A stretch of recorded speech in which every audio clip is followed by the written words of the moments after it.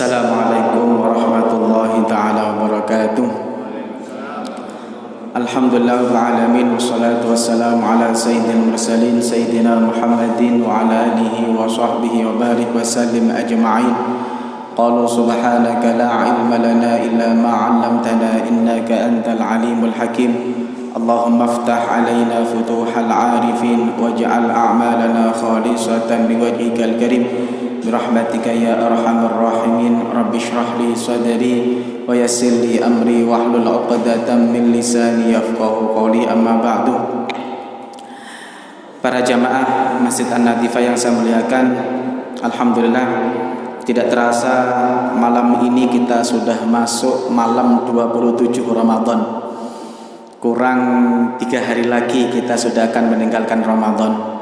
Para jamaah yang saya muliakan, dalam sebuah hadis riwayat Imam Malik dalam kitab Al-Muwatta dijelaskan Rasulullah SAW pernah terlihat sedih. Kenapa kok Rasulullah SAW terlihat sedih? Karena beliau berpikir umat-umat terdahulu itu oleh Allah dikasih anugerah umur yang panjang. Umur mereka itu lebih panjang dibandingkan kita. Bahkan ada satu nabi yang umurnya sampai 1050 tahun. Sedangkan kita umurnya rata-rata a'maru ummati ma baina sittin wa sab'in. Umur kita antara 60 sampai 70 tahun. Rasulullah SAW sedih. Kenapa? Karena beliau kemudian menceritakan ada 4 nabi di Bani Israel. Itu 80 tahun tidak pernah beliau itu bermaksiat, ibadah, bahkan tidak pernah bermaksiat meskipun sekejap mata. Siapa 4 nabi itu? Yang pertama adalah Nabi Ayub, 80 tahun ibadah full, tidak pernah bermaksiat. Nomor 2, Nabi Yusha bin Nun, beliau juga beribadah 80 tahun full tanpa maksiat. Nomor 3, Zakaria, beliau juga 80 tahun beribadah full tanpa maksiat. Yang terakhir adalah Nabi Hizqil, beliau 80 tahun tidak pernah bermaksiat, selalu beribadah full. Maka Rasulullah SAW berpikir, umat saya bagaimana? Umurnya nggak sampai 80 tahun, 60 sampai 70 tahun, itu pun ibadahnya tidak full. Umur kita dipotong dengan tidur kita. Kalau tidur kita 1 hari semalam jatahnya 8 jam. Kalau umur kita 60 tahun berarti jatah tidur saja 20 tahun. Itu belum dipotong umbelen waktu kecil kita. Belum dipotong kita masih ABG yang seneng-senengnya keluyuran. Belum dipotong kita update status. Kadang-kadang kalau di depan HP bisa 2 jam tidak terasa.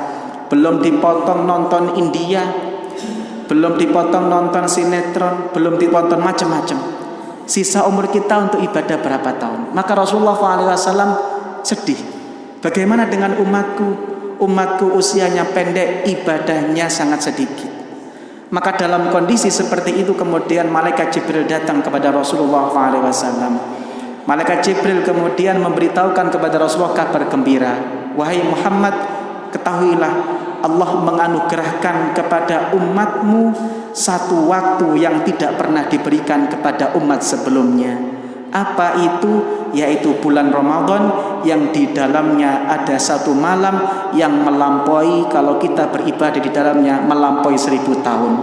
Artinya para jamaah, kalau seumur hidup saja kita pernah menangi nututi Lailatul Qadar sekali saja seumur hidup, kita sudah mengalahkan Nabi Bani Israel yang telah ibadah 80 tahun full tanpa maksiat.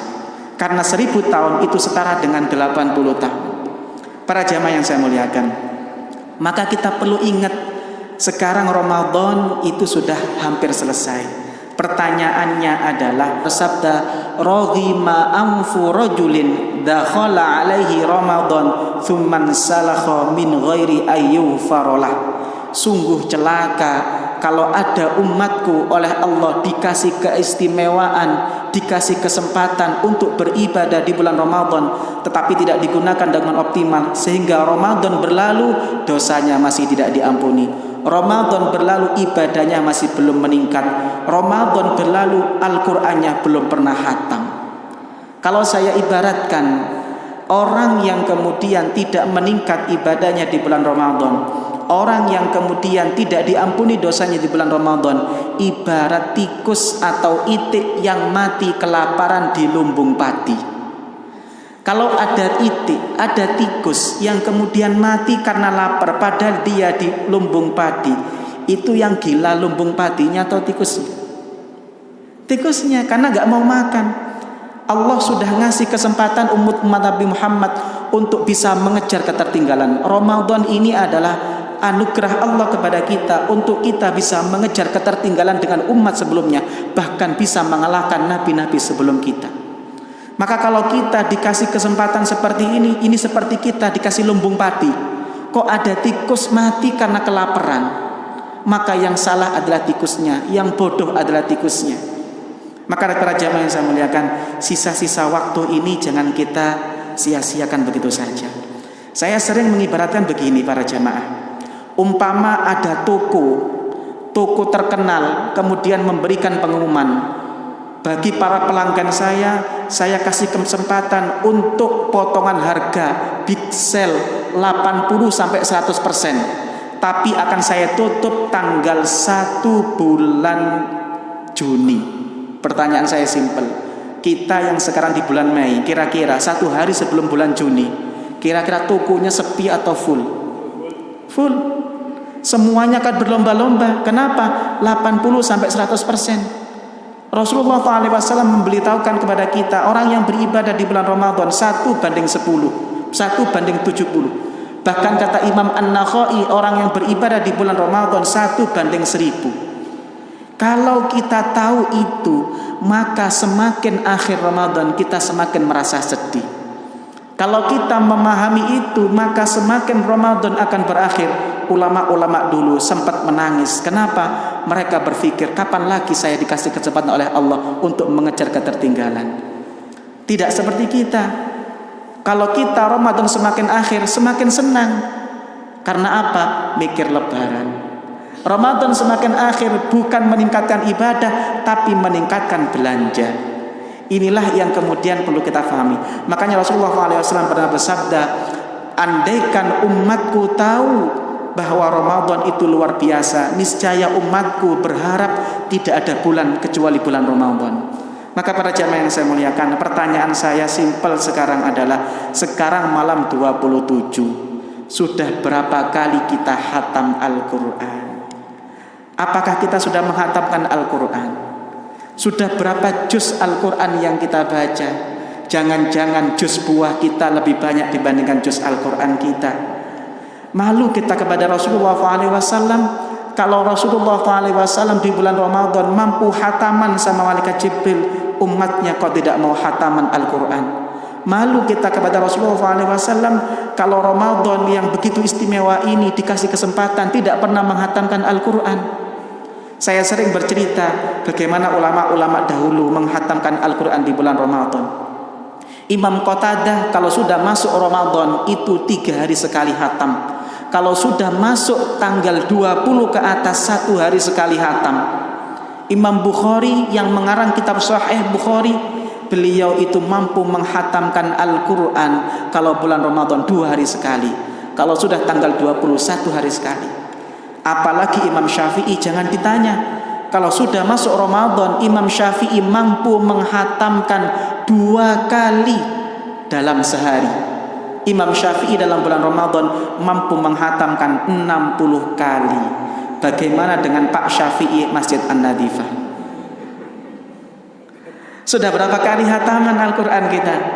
Apakah ada di antara kita yang belum hatam? Maka sisa-sisa hari ini mari kita pergunakan untuk menghatamkan Al-Quran. Para jamaah yang saya muliakan, Al-Quran ini luar biasa. Al-Quran adalah firman Allah, Tuhan alam semesta. Al-Quran kemudian diturunkan oleh Allah melalui malaikat Jibril, malaikat yang paling baik, malaikat yang terbaik. Al-Quran oleh Allah diberikan kepada nabi terbaik, yaitu Nabi besar Muhammad sallallahu alaihi wasallam. Al-Quran diturunkan di 1 bulan, bulan yang Allah menurunkan Al-Quran menjadi bulan terbaik, bahkan teristimewa. Syahrul Ramadan alladzi unzila fihil Qur'an. Al-Quran diturunkan di satu malam, malam yang Allah menurunkan Al-Quran menjadi malam yang paling istimewa, bahkan malam yang paling baik, yaitu malam Lailatul Qadar. Inna anzalnahu fi Lailatul Qadar. Maka kata Rasulullah SAW, umatku yang terbaik adalah umat yang selalu ditempeli oleh Al-Quran. Khairukum man ta'allamal Quran wa 'allamah. Orang di antara kalian yang terbaik adalah orang yang hidupnya dengan Al-Quran. Kalau dia tidak membaca Al-Quran, dia mengajarkan Al-Quran. Kalau dia tidak mempelajari Al-Quran, dia menyampaikan isi Al-Quran. Pertanyaan saya adalah, seberapa dekat kita dengan Al-Quran? Karena kemuliaan kita besok di hari kiamat ditentukan seberapa banyak kita membaca Al-Quran dan seberapa banyak kita mempelajari dan menghatamkan Al-Quran. Dalam sebuah hadis Rasulullah mengatakan, bagi orang-orang yang ahli membaca Al-Quran disuruh membaca Al-Quran, karena kata Rasulullah SAW, malaikat mengatakan tingkatanmu di surga tergantung seberapa banyak ayat yang kau hafalkan, seberapa banyak ayat yang kau pelajari. Maka para jamaah yang saya muliakan, mari jangan sia-siakan tinggal 3 hari. Kalau untuk pekerjaan, ke bos kita yang hanya ngasih 3 juta sebulan, kita mampu meluangkan waktu, kita mampu meninggalkan keluarga untuk menyelesaikan target-target pekerjaan. Kenapa? Untuk Allah yang ngasih kita nyawa, yang ngasih kita kesehatan, yang ngasih kita segalanya. Kita tidak punya kesempatan, tidak bisa mentargetkan khatam Al-Quran meskipun 1 kali dalam bulan Ramadan. Ini yang mungkin bisa saya sampaikan. Semoga bulan Ramadan tahun ini kita dosanya diampuni oleh Allah Subhanahu wa taala, ibadah kita diterima oleh Allah Subhanahu wa taala. Semoga kita bisa menghatamkan Al-Quran minimal 1 kali di bulan Ramadan. Ini yang mungkin bisa saya sampaikan. Wa assalamualaikum warahmatullahi taala wabarakatuh.